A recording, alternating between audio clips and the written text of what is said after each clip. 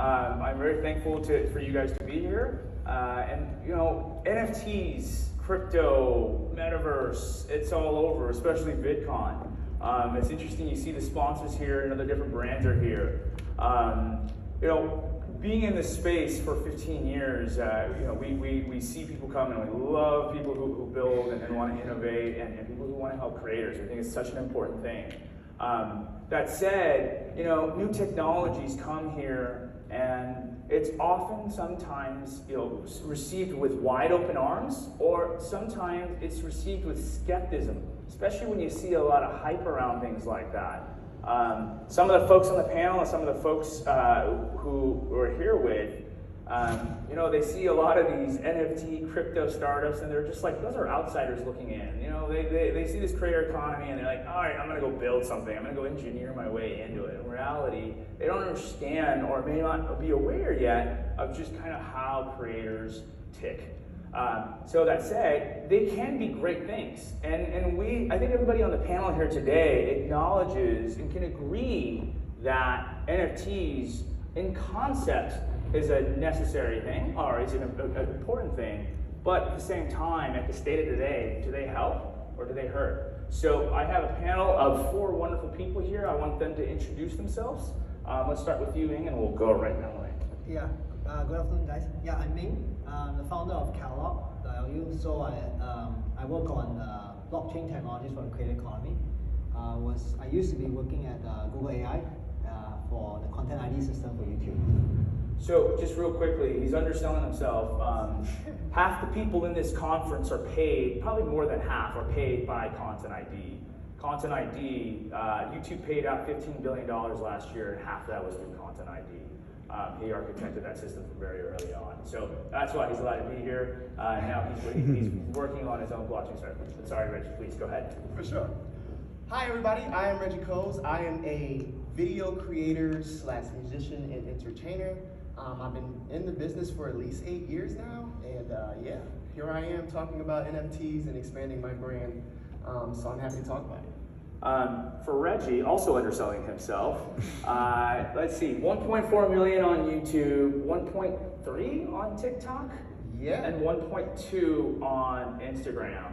So Reggie, you are our lone creator. There was supposed to be another creator here today, and we'll get to that. But that said, you have a very unique perspective, and we look forward to learning more. Alyssa.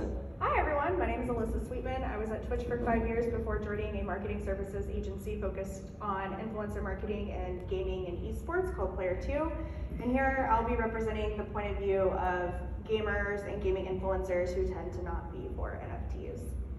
So real quickly, we were supposed to have another creator here, but unfortunately, because of last minute changes, he couldn't make it. He was an animation creator who is very vocal against NFTs. I met Alyssa yesterday, literally yesterday, and I love the stuff she said, so I asked her yesterday, can you come on stage to speak against this? Believe it or not, it was really, really hard to find people who are anti-NFT, and it was great to hear. Maybe I'm not asking enough people, clearly, but I got a lot of people who wanted to talk about it for it, but not many people were willing to go on stage to say this is hurtful for creators, and so I'm thankful. Last but not least is David Hernandez of Colonized Media. Please, David, go ahead. Hello, I'm David Hernandez of Colonized Media. So I guess I'm just going to have to introduce David. Runs a music distribution service that distributes music. They focus on the Hispanic music community. Yeah, so we started as Hispanic, and now we're fastly growing into EDM, the Polynesian region as well, New Zealand, Australia. Really just hitting it out of the park, helping out musicians, creators, content owners, songwriters, content creators. It's a lot of fun. Yeah. So David is, you know, it's interesting. In the world of YouTube, there's a special language around Content ID on the monetization side, and David is one of the smartest folks I know, as he helps musicians who may have not ever had the opportunity to get music distributed on Spotify or YouTube. He helps them get paid, and I love that story. So let's jump right into it. I'm going to go down and ask a series of questions about why we think NFTs are helpful or hurtful. I want to start with you, Reggie, because you're a creator. Yes. Tell me first of all, the audience, please tell the audience what type of content you make. So I make I like to say a hybrid of different things. For the most part, I'm micro content, which means about 6 to 10 seconds. That's pretty much my sweet spot. But I also make music as well, right? So I sing, I make beats, I do a lot of piano work as well. I studied music for a year, pretty much. But my whole life I've been singing for the most part. What I look at as far as an NFT perspective is this will be perfect for me as a musician to be like, well, if I don't want to do a record deal because of the fact that I don't want to do a 360 deal if you don't know what that is. It'll be helpful for me to say at least what I could do is make maybe 300 NFTs and have my fans, if they want to support, buy that NFT with the stems of pretty much the song that I put out. So if I put it out on Spotify and I want my fans to own that, the moment of having that being created, I can put that on the blockchain and ultimately, have my fans, recreate my beat or have certain videos on it of the behind the scenes of me, building up that album or that promotion to make it do what it's supposed to do. So just that standpoint alone was like, I have to kind of understand the technology. So this is a good space to talk about. So I love that you brought that up. And David, on the music side, we deal with rights a lot in this world. What do you think of this concept of a musician being able to share some of their royalties with their fans? Do you think it's realistic? The concept is great. I mean, it would be amazing for the musician if it really worked. But right now, I think it's still really early on.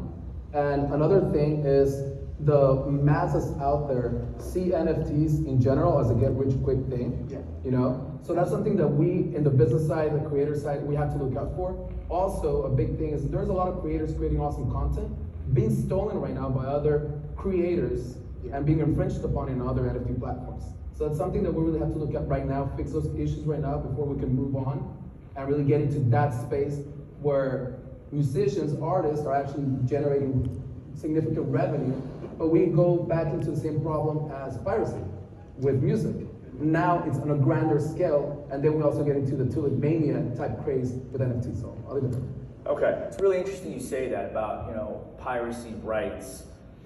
It's something that YouTube, let's be honest, I know I'm going to say something controversial. The music industry today is overvalued because, not overvalued, they're the valuation it is today because of YouTube Content ID.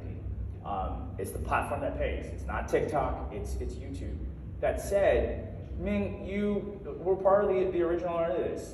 Tell us, how can the blockchain, how can Web3, how can NFT combat piracy?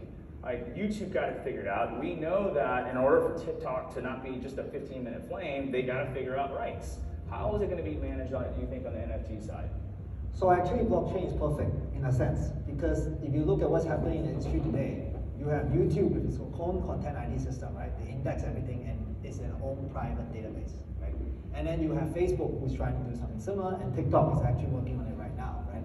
So everybody is going to be storing their version of the copyright of someone's content, and you're going to be replicating that in 4 different, private databases. So blockchain can, in the future, allow the creator to just store their copyright information on the blockchain, and potentially even the splitting, the revenue splitting, as well as the payment information. So wouldn't you guys like that your funds arrive in your bank account in less than a day, right? With blockchain, it can actually just go straight to your wallet, right? In less than 15 minutes. So I think that's what the blockchain could help by having a public ledger system to store all this information. Interesting. Let's switch gears. Alyssa, you are here representing the creators. You come from the gaming side. Tell us, is that something creators would care about? Or do you think really that's just going to get in the way? So gaming creators in particular are already exposed to new types of technology. In these conversations, Web3, Metaverse, NFT, they can compare it to existing systems. And there's a discussion in gaming right now around loot boxes and skins, and should children be able to access these? And to most people, these are the same thing. If you think about it, where are you going to make these NFT if you use Unity or Unreal Engine? You can't take something from Unity to a completely different system. And we don't have Web3 yet. It's just a thing. We love to say Web3, but it's not there. And it's very early, and it's probably not in a creator's best interest to hop on a train so early when there's such a strong 50-50 divide, alienating part of their fans. Doesn't mean that they can't get involved into it later, but as it stands today, it doesn't make a lot of sense. It's a good point. One back question back to you. You know, we're all here because we are supportive or want to learn or engage or are professionals in the creator economy. We're on the industry stage because this is our business. That said, you know, there are some controversial opinions out there, and I'm one of the guys who said that. The Web3 community, you know, they're talking a lot about, they're hyping it, they're sponsoring things, but it's almost like an echo chamber. They're just like saying the same things. And a controversial point is like, there's no way, and I'll back this, there's no way that world will grow without creators. There's no way that industry will be the mass it will be without creators and their audiences. That said, what do you think it takes to be a creator? And do you think a creator should even be thinking of that right now? Or is it just a distraction? So, to add to your point about growing, I think it's really important. The NFT NYC is going on the same time that VidCon is right now. Yep. And there's bunches of videos of just men in these rooms. You're gonna see these hyper chambers, you're gonna see the same thing because all of the people are gonna come from the same space, the same points of view, and all of the issues that are gonna be raised need to have more diverse voices in the room than there currently are. So that's point number one. Point number two, going back to creators. No, I don't think creators should be paying attention right now.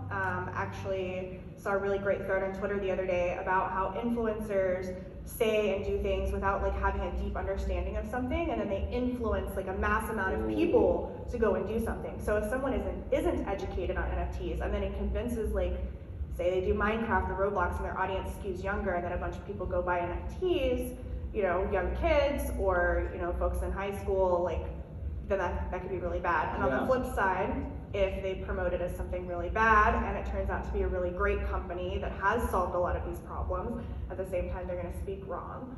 And so creators, I think, do not at this point in time do a good enough job being mindful of how they wield the influence. Interesting point. Reggie, you know, I'm going to ask you immediately as the creator on here. Sure. What's your thoughts of that? Do you think it's something, I know you said you're learning about it.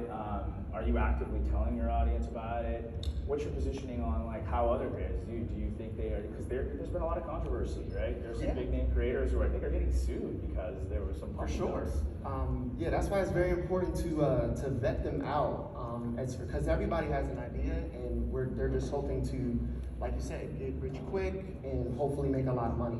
But I'm almost in love with the technology, right?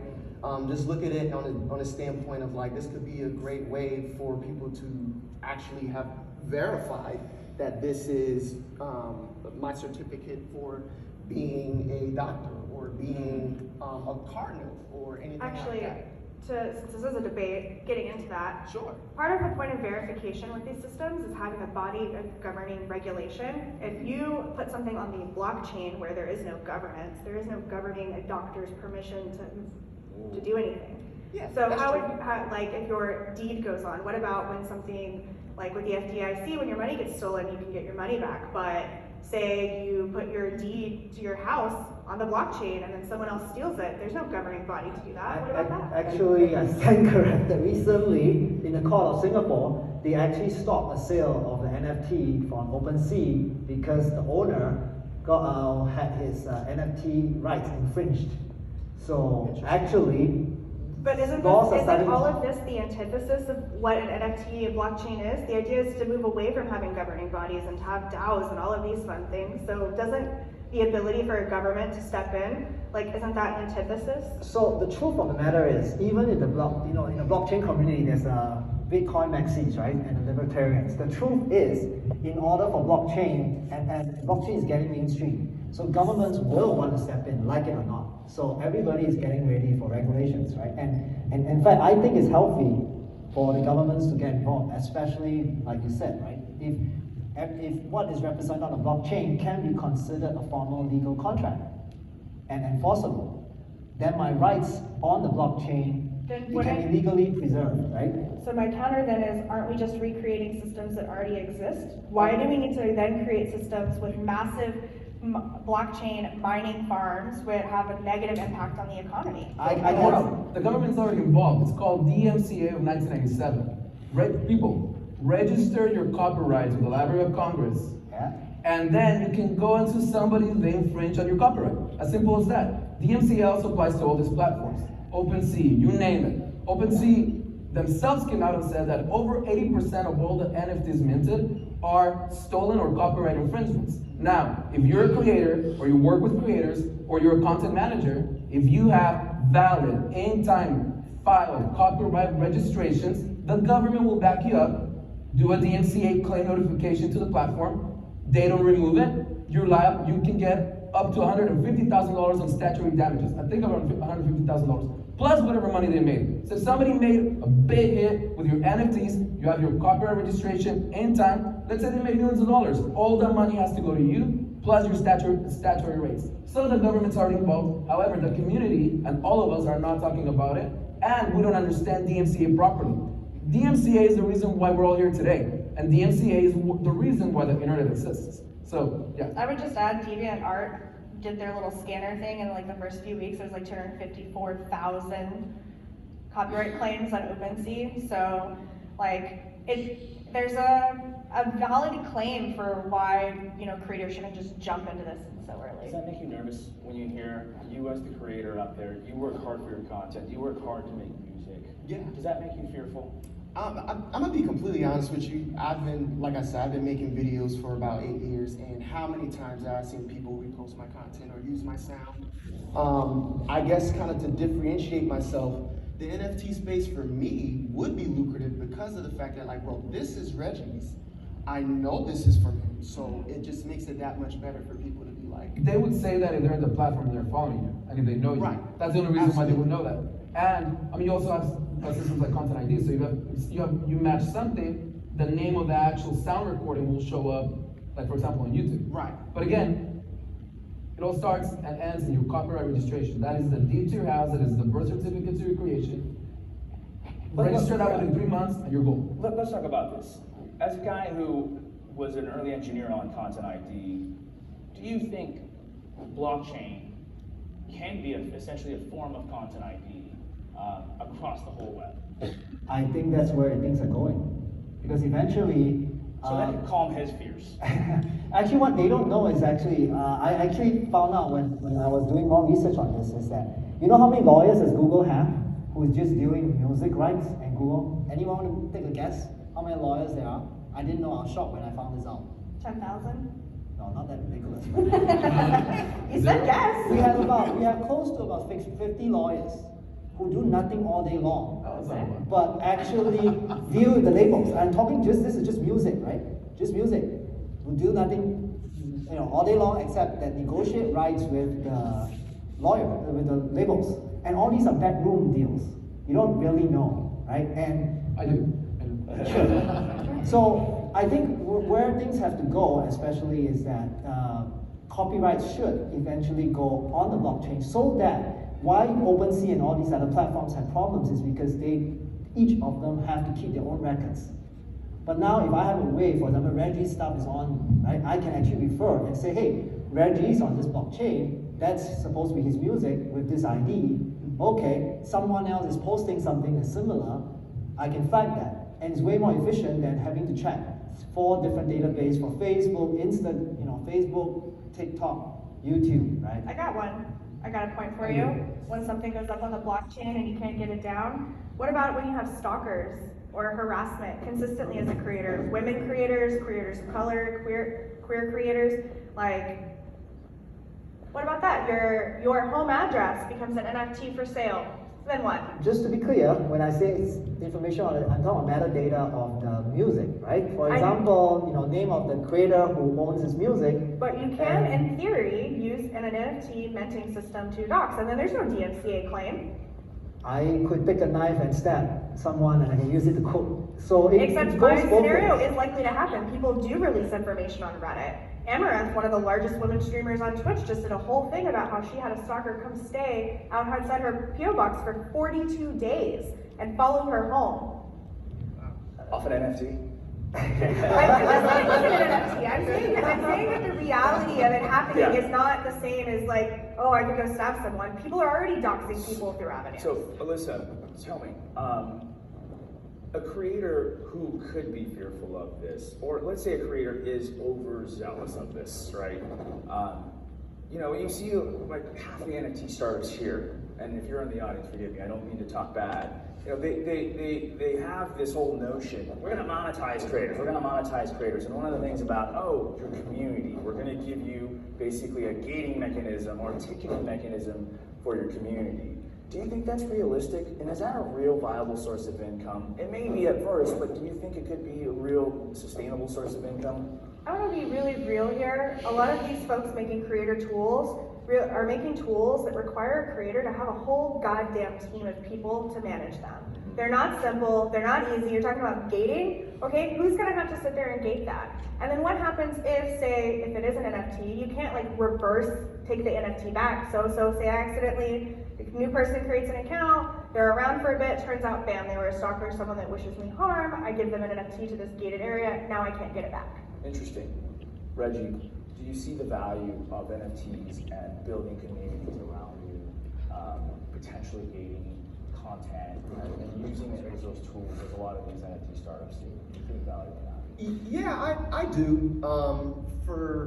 I think people to just get them more engaged on what you're doing. I think NFTs is a start to kind of see like where it could go, right? And it kind of reminds me of when the internet just kind of getting our feet wet. And it wasn't really regulated like it is now, but that doesn't mean we should ignore the capabilities of what it can do in the near future. So I think personally, I think it's a great place to start. I'm definitely into it as far as just seeing what I could do as far as making content on there, especially since the viral videos that I did have, I'm planning on possibly putting that on the blockchain and see what it does. Have you made any NFTs yet? I have not, but like you said, it isn't regulated. I'm very aware of that. But I really do love the fact that this is a thing to where it could possibly, if we just get regulations on it. I'm not a lawyer, but have you copyrighted your assets? Yes. Okay, good for you. So, For sure. David, you work with, and by the way, if there's questions you guys want to, I am checking my phone, please tweet us, or just do VidCon, NFT, hurtful or helpful. David, working with a lot of musicians, where you're navigating them across YouTube and the distribution platforms, are they coming up to you asking you like, hey, should I do NFTs, and what would you respond to them to be? I say focus on what you're doing right now and wait. How long should they wait though? Is this a tomorrow thing, or is this like a decade thing? Actually, let me rephrase that. I ask them to wait in the moment, but keep watching and keep learning and getting educated. Because you cannot lose your eye off the ball on what's making money right now for a shiny object. Because there's a lot of shiny objects. The shiny object before NFTs, again, I believe in the concept of NFTs. I believe in the idea. I believe in the technology. It's just too early, and there's a lot of charlatans out there taking money from the masses to enrich themselves. Also for musicians and just from regular people. So the answer is no, I don't wait. Let's keep building your audience. Let's build your music. Let's build your fan base. Focus on your fans. When the platform's right, you can bring them there, and whoever wants to follow you, they'll do it. Okay, good point. Ming, one question to you. It's a controversial opinion, some people would say, but I think, as a guy who comes from the payment and understanding the data, some people say, NFTs, there's no way they're gonna outpay YouTube's check. Because as you know, from that side, what other platform out there pays consistently? Even brand deals aren't as consistent as YouTube is. There are a lot of creators who will forego other platforms or forego even certain brand deals because their YouTube check is their holy grail. One creator told us to me, hey, there's creators out there who are going to surpass $100 million off their YouTube check this year. Right? What NFT is going to make me that type of income? What do you think to that? I think NFT is not the panacea for everything, of course. But again, if you think carefully what YouTube has done, right, it basically creates a matching system, right? using the content ID and get ads to be shown, and that's how creators make money on the automated side. But I think if there's anything that I've learned from this conference, everybody's talking about multi-platform, right? And also multi-channel ways of making money, right? You have Mr. Beast making chocolate chips. I didn't even know he's making chocolate chips, right? And selling burgers. Have you hit a So burger yet? I don't think it's that great, but anyway, I don't know. It's funny. I ate when I saw the sticker come off. It was the other company's logo. But anyways. So my point being is that, right, you have to view NFT as one form of direct monetization, right? Just like people using Patreon and many different ways of making money, even merchandise. Or shopping. Right, so that's the way I would say that you should view NFTs as just one of many channels that you should leverage. And over time, would that be a dominant channel? Maybe. I personally think it will be, but that's why I'm working on blockchain technology today. Thank you, Mr. Content ID. Alyssa, in the gaming community, there are people who struggle to make an income on Twitch. They say it's really hard. And so a lot of Twitch streamers, they look at NFTs as a way to bridge that gap. Do they? Do you think it's realistic? I The think potential for it. They're like, okay, I may not be able to get to the consistent income that I want to get to, but maybe this is something that gets me there. so. I think Twitch streamers working with different creators from the various services: TikTok, YouTube, Instagram, Patreon, OnlyFans, FanHouse. They all have a different approach to doing business, and I would say Twitch creators often are really much more focused on having fun, and when they're thinking about monetization, they look at brand deals, they look at multi-streams of revenue. NFTs is one that very Twitch streamers are pretty against. I would say that I went to a charity conference just not that long ago, made a comment around like this NFT thing, that I really think nonprofits are going to be starting to get into it, and I think it's going to be more money for nonprofits than gaming has been. And I had some people reach out and feel very upset, and they went to Player 2's website. And Player 2, we do help our licensing brand partners and our clients if they want to go into the metaverse and gaming. We do it in a thoughtful way. I'm a strong critic, so it's very thoughtful. And they were not okay with that, and they chose to end their relationship with me over my discussion around NFTs. And I had quite a few people message me and say, I can't believe you went to work for a company. And the thing is you have to stay up to date on technology. You may not like what it is today, but tomorrow it could be. Got it. All right, we've got a couple minutes left. Ming, what would you tell a creator? We have 1 minute left, thank you. What would you tell a creator today? This is how you should be thinking of NFTs, and this is why you should be open to it and and it's helpful for you as a creator.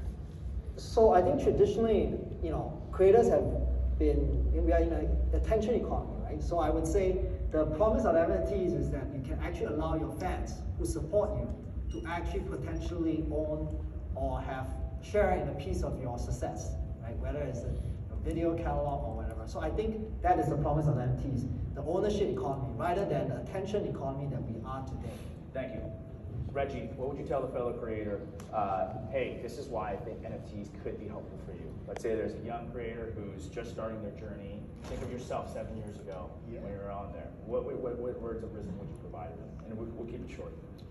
Sure. I would say just pay attention.